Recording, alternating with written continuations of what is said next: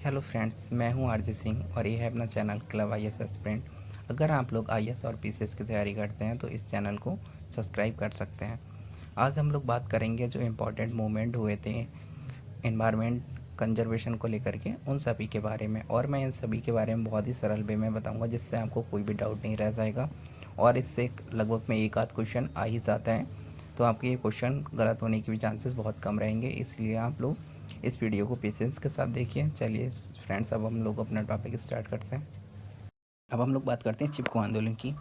जो चिपको आंदोलन था, ये अगर हम आधुनिक चिपको आंदोलन की बात करें तो ये उत्तराखंड से स्टार्ट हुआ था।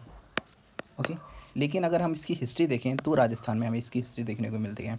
ओके, अगर ये चिपको आंदोलन है, इसके अगर हम उद्देश्य की बात करें जो आधुनिक वाला है, इसके उद्देश्य थे कि जो रेडी गांव है, उत्तराखंड का एक गांव है रेडी, जहां पर 2500 वृक्षों की नीलामी की गई थी गवर्नमेंट के द्वारा और इनकी कटाई की जानी थी।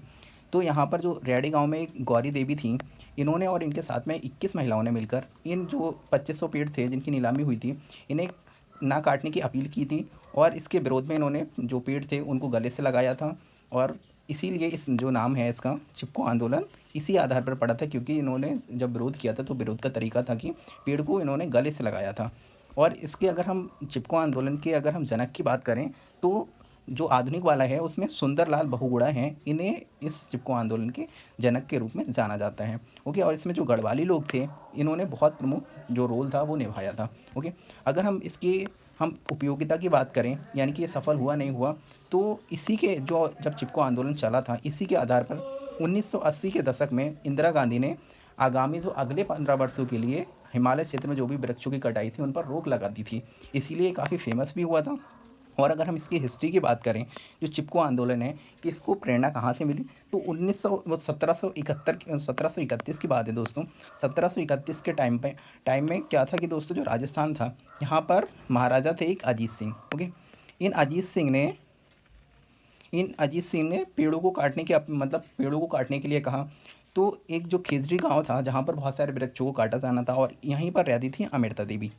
ये बिश्नोई समुदाय से थी अमृता देवी, और इन्होंने और इनकी 3 पुत्रियों ने इन वृक्षों को काटने के विरुद्ध में आंदोलन शुरू किया। और इन्होंने क्या किया, उन पेड़ों को गले से लगाया। और लेकिन उस टाइम क्या हुआ था, इनकी बात नहीं सुनी गई, और साथ में इन पेड़ों के साथ में अमृता देवी थी और इनकी पुत्री थी, उन लोगों को भी साथ में पेड़ों के साथ में काट दिया गया। लेकिन इससे लोग काफ़ी जो थे, वो जो लोग वहाँ के थे उनमें काफ़ी गुस्सा आया और वो लोग इस आंदोलन में शामिल हो गए।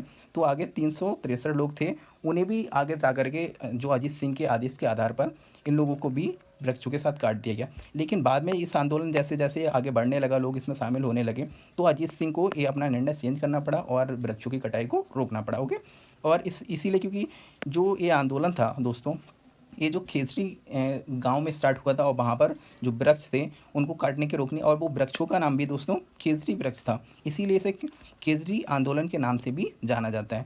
और राजस्थान में भी, जो राजस्थान है दोस्तों, अब वहाँ की जो राजस्थान की गवर्नमेंट है वो अमृता देवी पर्यावरण पुरस्कार भी देती है इन्हीं के नाम के आधार पर। एक किन लोगों के लिए दिया जाता है, जो पर्यावरण के लिए अच्छा काम करते हैं, पर्यावरण हितैषी कार्य करते हैं, तो उन लोगों के लिए पुरस्कृत किया जाता है इस अवार्ड के द्वारा अब। और अगर हम बात करें जो अमृता देवी हैं दोस्तों, जो अमृता देवी हैं, इन्हें ये प्रेरणा कहाँ से मिली कि ये इस जो आंदोलन को इस तरह से विरोध करने की, तो अगर हम देखें कि इनका इतिहास या फिर इन्हें कहाँ से प्रेरणा मिली, तो राजस्थान में जो एक संत जाम्भोजी थे, इन्होंने इनके लिए ईश्वर जाम्बेश्वर के नाम से भी जाना जाता है। तो ये संत जाम्भोजी थे, इन्होंने एक समुदाय की स्थापना की थी, बिश्नोई समुदाय की स्थापना की थी। इसमें क्या है दोस्तों, ये समुदाय एक ऐसा समुदाय है जिसमें भगवान जाम्बेश्वर की पूजा करते हैं, लोग मानते हैं। और साथ में जो जो जाम्बोजी संत हैं, इनके द्वारा 29 नियम बनाए गए थे, और उनका ये समुदाय वाले लोग हैं, ये 29 नियमों का पालन करते हैं। और इन जो 29 नियम हैं, इनमें मैक्सिमम नियम है जो वो पर्यावरण से रिलेटेड है, यानी कि पर्यावरण हितैषी हैं। इसमें पशु हिंसा है उनको मना किया गया है, और पर्यावरण के प्रति काफ़ी संवेदनशील बातें कही गई हैं। ओके, लेकिन जो ये है, इसमें जो एक हिरन, जो पशु है दोस्तों, हिरन, उसको काफ़ी महत्व दिया गया है इस समुदाय में।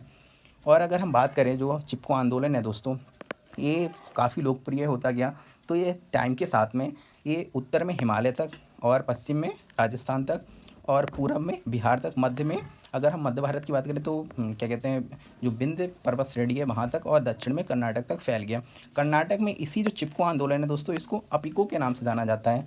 अगर अपिको की हम बात करें तो इसका शाब्दिक अर्थ होता है गले से लगाना। ओके, गले से लगाना इसीलिए क्योंकि ये भी पेड़ पौधे जो पेड़ होते हैं उनको गले से लगाते हैं, लेकिन अगर हम इसे कन्नड़ भाषा में अगर इसका ट्रांसलेशन करें तो उसका मतलब अपिको होता है, इसीलिए इसे दक्षिण में अपिको के नाम से जाना जाता है। यानी कि ये जो चिपको आंदोलन है उसी का ट्रांसलेटेड रूप है। ओके, तो हम अपिको की बात करें तो यहाँ पर क्या हुआ था दोस्तों कि 1983 में ये अपिको आंदोलन स्टार्ट हुआ था।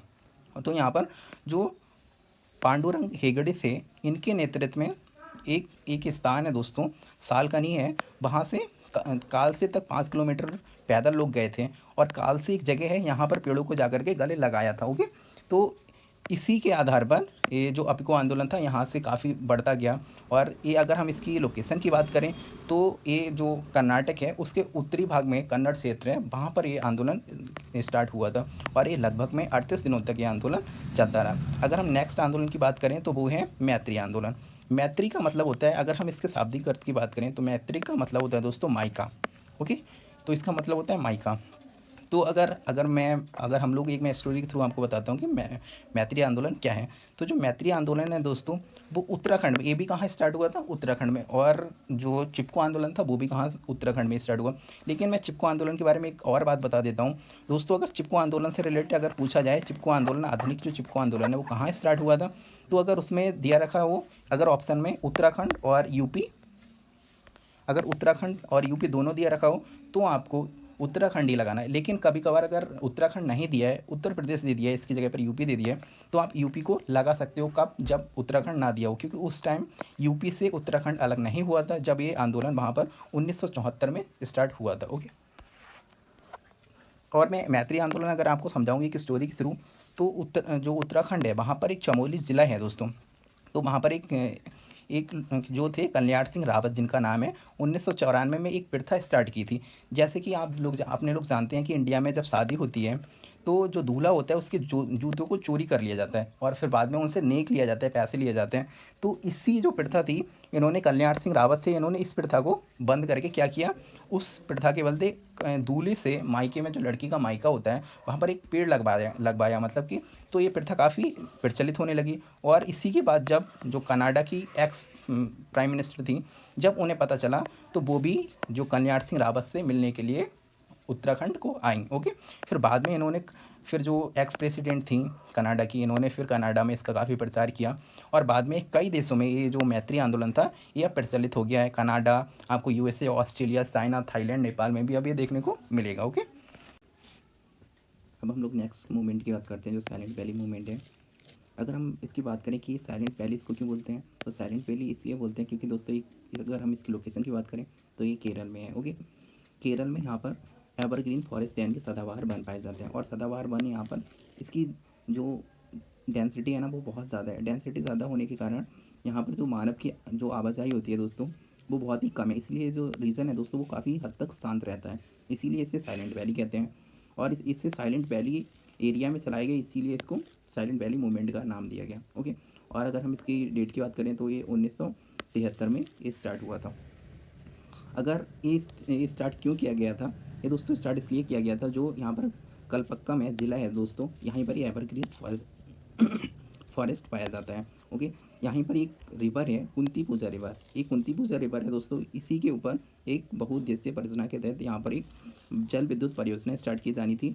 इसी के लिए यहाँ पर एक बांध बनाना था। अगर दोस्तों अगर हम लोग जानते हैं जैसे कि बांध बनता है तो काफ़ी बड़ा एरिया होता है जो जल से डूब जाता है, जिससे क्या होता है यहाँ पर जो जैव विविधता काफ़ी पाई जाती है वो नष्ट हो जाती। इसीलिए यहाँ के जो स्थानीय लोग थे इन्होंने इसका विरोध किया कि ये जो हाइड्रो इलेक्ट्रिक पावर था इसको नहीं बनने दिया डैम को। और अगर हम इसकी विशेषता की बात करें दोस्तों तो यहाँ पर बाघ और मकाक और नीलगिरी जो लंगूर होते हैं वो हमें देखने को मिलेंगे। अगर हम बात करें कि जो मूवमेंट था वो सक्सेस हुआ कि नहीं हुआ, तो दोस्तों ये जो मूवमेंट था वो काफ़ी हद तक सक्सेस हुआ और बाद में इसी रीजन को साइलेंट वैली नेशनल पार्क के रूप में घोषित कर दिया गया 1985 में। ओके, अब हम नेक्स्ट जो हमारा आंदोलन है उसकी बात करते हैं, जंगल बचाओ आंदोलन। अगर जंगल बचाओ आंदोलन की बात करें तो ये बिहार में स्टार्ट हुआ था 1980 के दशक में। ओके, अगर हम इसकी लोकेशन की बात करें तो बिहार में दोस्तों सिंह भूमि है जहाँ पर ये स्टार्ट हुआ था। और स्टार्ट क्यों हुआ था इसके पीछे भी एक छोटी सी स्टोरी है जो मैं आपको सुनाता हूँ दोस्तों। उस टाइम जो बिहार की गवर्नमेंट थी उन्होंने डिसीजन लिया था, एक योजना बनाई थी कि जो इस जगह पर जो सिंह भूमि दोस्तों जगह है यहाँ पर बहुत सारे प्राकृतिक साल के जंगल थे। तो गवर्नमेंट ने सोचा ये साल के जंगल हैं, इसकी लकड़ी ज़्यादा महंगी नहीं बिकती है, तो हम इन्हें काट कर, इन पेड़ों को काट कर जो प्राकृतिक रूप से यहाँ पर पाए जाते थे, इन्हें काट कर जो कीमती सागौन के वृक्ष लगा दें तो हमें इससे काफ़ी मुनाफा होगा। तो इन्हें काटने की योजना बनाएंगी और नए पेड़ों को लगाने की बात की गई। लेकिन जो यहाँ के जो लोग थे, स्थानीय लोग थे और पर्यावरण जो लोग थे, उन्होंने कहा कि नहीं, ऐसा करने से ये पर्यावरण के विरुद्ध है, तो इसीलिए इसका विरोध किया गया। और ये स्थानीय लोगों ने इसमें क्यों साथ दिया, क्योंकि उनकी जो जीविका थी वो भी इस पर कहीं ना कहीं निर्भर करती थी। और इसी योजना को दोस्तों ग्रीड गेम पॉलिटिकल पॉपुलेशन के नाम से जाना जाता है। ओके, और इसका संबंध दोस्तों बिहार के साथ में झारखंड उड़ीसा से, लेकिन इसका जो मेन लोकेशन था वो दोस्तों बिहार ही है। अगर हम नेक्स्ट अपने आंदोलन की बात करें तो उसका नाम है नवदान्य आंदोलन। ओके, नवदान्य आंदोलन क्या है दोस्तों, ये एक नवदान्य संगठन है। ओके, ये संगठन है जिसका उद्देश्य है जैव विविधता को संरक्षण देना, और जैविक खेती को बढ़ावा देना। और इसी संगठन ने दोस्तों किसानों के लिए एक ऐसे बाजार का निर्माण किया जहाँ पर वो जो अपनी जैविक खेती है दोस्तों, जैविक खेती के द्वारा जो भी उत्पादन होता है उसको अच्छे दामों पर बेच सकें। ना केवल इन्होंने किसानों के हित में कार्य किया, बल्कि इन्होंने दोस्तों उपभोक्ताओं के लिए भी बहुत से कार्य किए, जैसे उनके स्वास्थ्य और गुणवत्तापूर्ण जो खाद्यान्न थे दोस्तों उसको उपलब्ध कराने में काफ़ी महत्वपूर्ण योगदान दिया अपना। और अगर हम नेक्स्ट अपने आंदोलन की बात करें दोस्तों, वो है विकास के विकल्प, डेवलपमेंट अल्टरनेटिव्स। ये स्टार्ट हुआ था 1983 में दोस्तों। डेवलपमेंट अल्टरनेटिव्स क्या है, ये कि एनजीओ है। इस एनजीओ की स्थापना दोस्तों अशोक गोखले ने की थी। ओके, किसने की थी, अशोक गोखले ने ये एनजीओ की स्थापना की थी। ये एक गैर सरकारी संगठन है। अगर हम इसके उद्देश्य की बात करें तो इसमें स्वरोजगार को बढ़ावा देना इसमें था। और इसके उद्देश्य, अगर हम बहुत सारे उद्देश्य थे कि ग्राउंड लेवल पर जो स्थानीय स्तर पर वित्तीय, सामाजिक और पर्यावरणीय स्थिरता को लाना। ओके, और इसी एनजीओ ने बहुत अच्छा रोल निभाया और लगभग में 3.5 लाख से ज़्यादा इन्होंने रोजगार सृजन किया। और इन्होंने जो समुदाय का एम्पावरमेंट की काफ़ी इन्होंने हेल्प की। साथ में इन्होंने महिलाओं के लिए और जो बहुत ही कमज़ोर समुदाय थे उनके लिए संस्थागत विकास किया, जैसे कि उन्हें बहुत सारे तरह से उनकी हेल्प की। और इन्होंने काफ़ी ज़्यादा जो कौशल विकास था स्थानीय स्तर पर बढ़ावा दिया, कौशल को बढ़ावा दिया, जिससे क्या हुआ, जो क्षेत्रीय स्तर पर काफ़ी विकास हुआ। ओके, अब बलिया पाल मूवमेंट की बात करें तो बलिया पाल क्या है दोस्तों, तो जो बलिया है, ये बलिया पाल है, एक विलेज है। ओके, तो ये मूवमेंट क्यों स्टार्ट हुआ था, तो गवर्नमेंट ने यहाँ पर जो बलिया पाल गाँव है यहाँ पर दोस्तों एक मिसाइल टेस्टिंग स्टेशन की स्थापना की थी। ओके, तो इसी के विरोध में इसको चलाया गया, क्योंकि अगर इस रीजन पे मिसाइल की टेस्टिंग होती तो लोग ऐसा मान रहे थे कि यहाँ पर जो हमारे जो उर्वर भूमि है उसकी उर्वरता नष्ट हो जाएगी। ओके, इसीलिए इन्होंने मूवमेंट चलाया था कि यहाँ पर मिसाइल टेस्टिंग ना की जाए, जिससे हमारी जो जीविका है वो सुरक्षित रहे। ओके, अगर हम नेक्स्ट की बात करें तो वो है गंगा सेविंग मूवमेंट। ये गंगा सेविंग मूवमेंट हम सभी लोग जानते हैं गंगा की स्वच्छता के लिए चलाया गया था। और इसमें प्रमुख संतों और अन्य कार्यकर्ताओं ने भी इसमें बहुत बढ़ चढ़ के हिस्सा लिया था दोस्तों। ओके, और ये यूपी और जो बिहार है, ये यूपी बिहार है, यहाँ से गंगा निकलती है और इसकी सहायक नदियाँ हैं, उसके लिए इस रीजन में इसको चलाया गया था। और इसमें गंगा सेवा अभियान था और पूरे जो महिला संगठन थे और अन्य ऐसी संगठन थे, इन्होंने इस जो मूवमेंट था इसको काफ़ी व्यापक अपना समर्थन दिया था। और नेक्स्ट अगर हम अपने आंदोलन की बात करें वो है चिल्का बचाओ आंदोलन। ओके, और चिल्का की अगर हम बात करें दोस्तों, ये एशिया की सबसे बड़ी खारे पानी की झील भी है। ये 1990 के दशक में स्टार्ट किया गया था चिल्का बचाओ आंदोलन। ये क्यों स्टार्ट किया गया दोस्तों, जो उड़ीसा की गवर्नमेंट थी, पहली बात तो जो चिल्का है वो उड़ीसा में दोस्तों, और तो वहाँ की गवर्नमेंट जो उड़ीसा की गवर्नमेंट थी, साथ में टाटा कंपनी है, इन्होंने मिलकर एक सहमति बनाई थी कि इस चिल्का झील में हम झींगा का उत्पादन करेंगे और इस झींगे का उत्पादन करके हम इसे एक्सपोर्ट करेंगे और इसकी खेती करेंगे उसमें, जिससे क्या होगा दोस्तों, हमें गवर्नमेंट ने सोचा हमें काफ़ी ज़्यादा प्रॉफिट होगा। लेकिन अगर गवर्नमेंट के लिए तो इससे काफ़ी ज़्यादा प्रॉफिट था, लेकिन जो स्थानीय मछुआरे थे उनको तो इसमें काफ़ी घाटा होता है, क्योंकि अगर इसमें वो लोग हैवी मशीनरियों के द्वारा उत्पादन करते और आधुनिक विधि के द्वारा उत्पादन करते तो वहाँ पर जो ये मछुआरे लोग थे ये कहाँ जाते। इसीलिए जो दोस्तों आसपास के 192 गाँव के जो मछुआरे थे उन्होंने मिलकर इसका विरोध किया और बाद में गवर्नमेंट को ये अपना डिसीजन बदलना पड़ा। दोस्तों हम एक और मूवमेंट की बात करते हैं, नर्मदा बचाओ मूवमेंट की। ये स्टार्ट क्यों किया गया था दोस्तों, ये बहुउद्देशीय परियोजना के तहत ये नर्मदा नदी पर एक बांध बनाया जाना था। ये बांध दोस्तों गुजरात, महाराष्ट्र और मध्य प्रदेश की गवर्नमेंट थी, इनका सम्मिलित रूप था, यानी कि ये मिल करके ये बांध बना रही थी, कहाँ पर, नर्मदा नदी पर। ओके, और तो लेकिन अगर ये बांध बनना था तो अच्छी बात थी, तो इसका विरोध क्यों किया गया। इसका विरोध करने का कारण था दोस्तों, अगर ये बांध बनता तो इससे लगभग में 1 लाख से ज़्यादा लोगों को यहाँ से विस्थापित होना पड़ता। साथ में यहाँ पर इन 1 लाख लोगों में से दोस्तों 58% आदिवासी थे, यानी कि मैक्सिमम लोग यहाँ पर जो थे 50% से ऊपर भी जो जनसंख्या थी वो आदिवासियों की थी, यानी कि आदिवासियों को भी अपने रीजन से यहाँ से हटना पड़ता। साथ में 37,000 हेक्टेयर भूमि भी थी, वो यहाँ पर अधिग्रहित करनी थी, क्योंकि बांध बनता तो बांध बहुत बड़े जगह पे बनता है और इससे पर्यावरण को भी नुकसान होता। साथ में इसका विरोध इसलिए किया गया था कि पहले माना जाता था, पहले कहा गया था कि अगर यहाँ पर बांध बनेगा तो आपका ही विकास होगा, लेकिन इसमें रेफरेंस इन लोगों ने दिया था कि जो सरदार सरोवर बांध है वो भी काफ़ी डिस्प्यूट का मुद्दा रहा था, क्योंकि कहा गया था वो भी तो विकास के लिए बनाया गया, लेकिन वहाँ पर जो लोग थे उनकी जीविका को ना ध्यान दिया गया, ना ही उनका पुनर्वास के लिए कोई अच्छी व्यवस्था बनाई गई। तो इसलिए बाद में ये मैटर था वो कोर्ट में पहुँचा, तो कोर्ट ने कहा है कि जो अगर आप जिन लोगों को विस्थापित कर रहे हैं तो उनकी आजीविका को ध्यान रखें और एक सटीक आपको एक नीति लानी पड़ेगी, जिससे जो जो लोग भी पुनर्वासित हो रहे हैं उनके लिए आपको आवासीय सुविधा देनी पड़ेगी और सारी सुविधाएं देनी पड़ेंगी। ओके, और जो मॉडल प्रचलित था उसे भी चुनौती दी गई सुप्रीम कोर्ट में। और अगर हम इसमें बात करें कि इस आंदोलन में जो प्रमुख लोग थे वो मेघा पाटकर थे, बाबा अमाटे थे और अरुंधति राय इसके प्रमुख मेंबर थे दोस्तों। इस आंदोलन में इन्होंने बहुत ही प्रमुख रोल निभाया और इन्होंने इसका नेतृत्व किया था दोस्तों। ओके।